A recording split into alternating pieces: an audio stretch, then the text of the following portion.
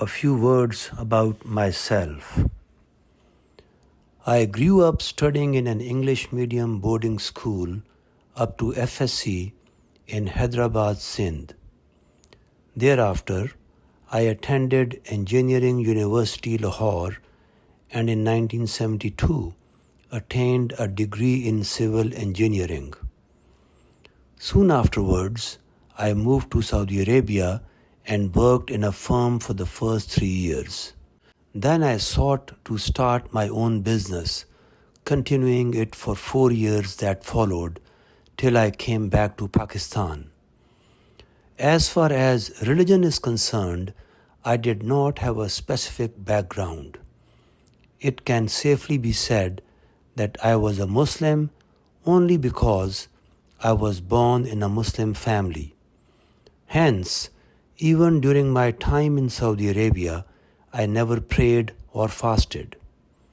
However, I did perform Hajj in 1972 and many Umrahs with friends and family who visited me from Pakistan from time to time. I performed these rituals mechanically, without giving it much thought. Though I never cared about religious rituals, yet I was very particular about the universal values like honesty, truthfulness, integrity, and commitment.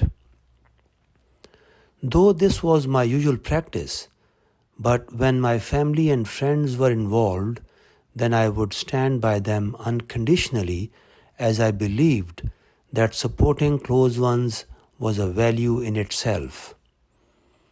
It was my practice till I read the Quran and learnt the importance of standing by the truth, even if it meant opposing one's parents and next of kin. The Quran says in Surah An-Nisa, which is chapter 4 of Quran, O you who believe, stand out firmly for justice, as witnesses to Allah, even though it be against yourselves, or your parents, or your kin, be he rich or poor. Allah is a better protector to both than you. So follow not the lusts of your hearts, lest you avoid justice. And if you distort witness or refuse to give it, verily Allah is ever well acquainted with what you do. As stated earlier, I had no interest in religion. Hence, I never consciously thought about bigger issues like the existence of the universe or life and death. Whenever any thought of this nature crossed my mind, I reasoned that the Word had always existed and will continue to exist forever. People come and go from here.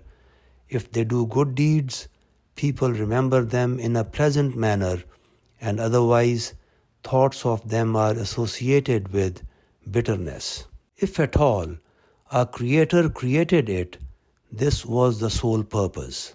Sometimes the thought came to my mind that it is not probably the first time that scientific progress occurred.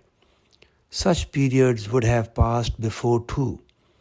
Then humans would have destroyed themselves through atomic and hydrogen bombs, and after that, the few who survived would have started the development all over again.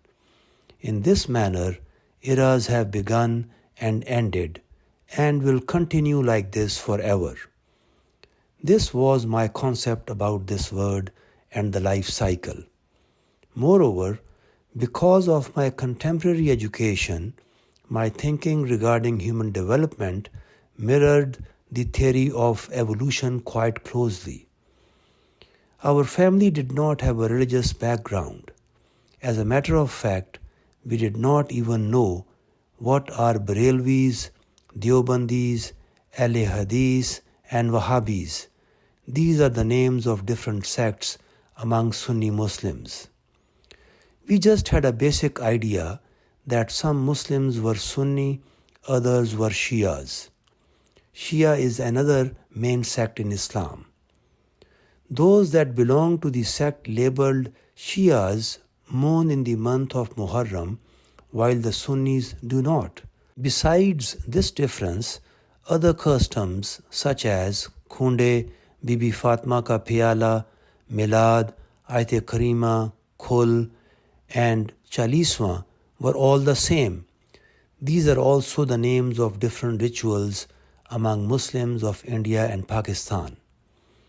However, if at an early age someone started praying and fasting, the family members would be perplexed, speculative, and worried, having perceived these tasks to be reserved for the elderly alone.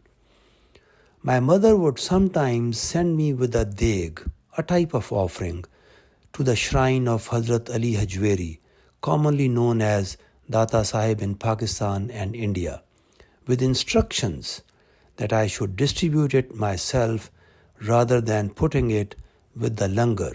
Langar is a place where offerings are put collectively and then distributed. A sage, Babaji, from Gujranwala used to visit us frequently. My mother often claimed that the sage had looked the same even in her childhood. He passed away in 1993 at the age of 105 years. Babaji was a Sufi saint. His conversations were very polite and gentle, and their presence would leave me listening to him for hours.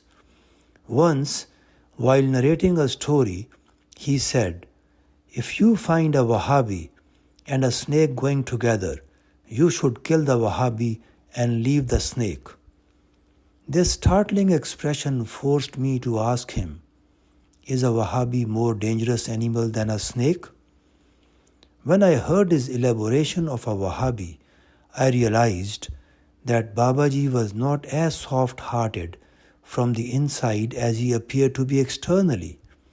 Otherwise, he would not suggest killing a person merely on the basis of contrasting beliefs. Anyway, whenever Babaji left our house, my mother would send him off with a lot of gifts.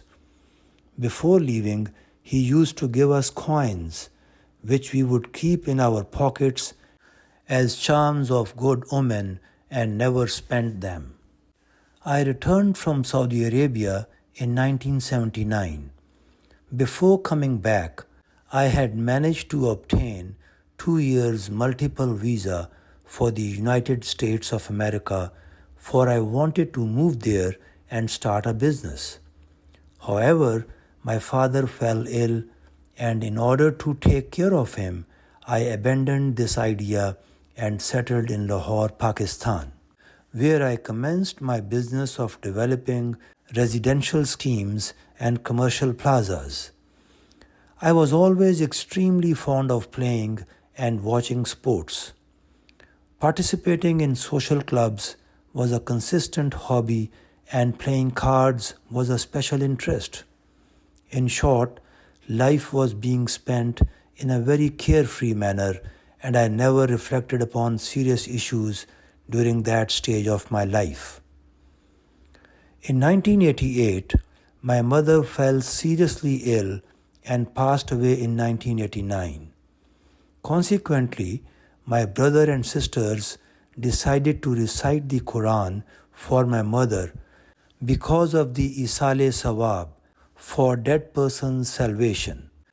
As I did not know to recite the Quran in Arabic, I decided to read its translation.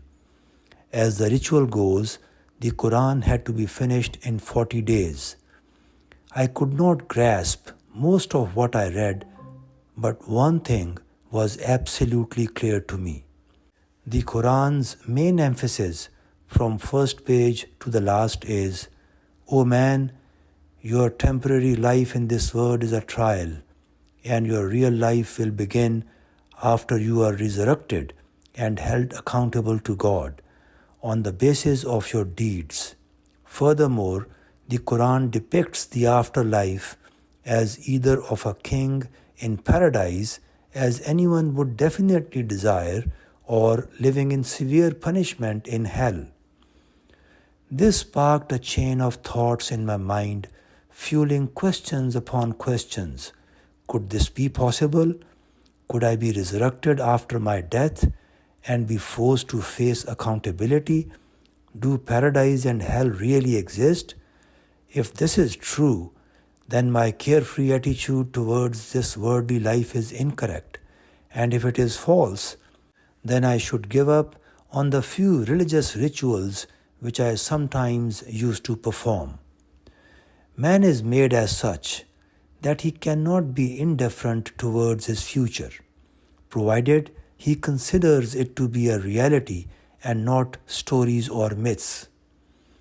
Now, since my own future was involved, hence I had to reach a definite conclusion. I just could not let it remain unattended. A worldly example of which could be that if I am made to believe that I am in Pakistan for only a week and then I will be sent to America for the rest of my life, where I could be given beautiful palaces and all other luxuries of life, or on the contrary, could be put in a prison and face punishment day in and day out. Would I then leave this to chance? As I mentioned earlier, while in Saudi Arabia, I performed Hajj, Umrahs, but when I consciously began to think seriously about the whole issue, it dawned upon me that I was in doubt regarding an intelligent, conscious being, a mind behind all this. Whatever name you give him, Allah, God, Dios, Shangdi, Ishwar, Yahweh, or some other name, as in every language, there will be a different word for that supreme being. Due to my modern education, I was aware of the chance theory and Darwinism perspective. Hence, I had considered the spontaneous and automatic existence of the universe under a set of physical laws entirely plausible, and believed that there might not be a conscious, intelligent being behind all this creation. According to chance theory, the coming of the universe into existence around 13.8 billion years ago was a chance. The beginning of biological life millions of years ago in the sea was also a chance. The appearance of animals from sea creatures was also a chance. Now the question which came to my mind was that this modern human who is now an intelligent, conscious being and no longer just a physical substance or matter, how come he is not able to repeat such creation? And if at all this is through an evolutionary process, then it should have been continued. Why did it stop? Why is one species not being evolved into another now?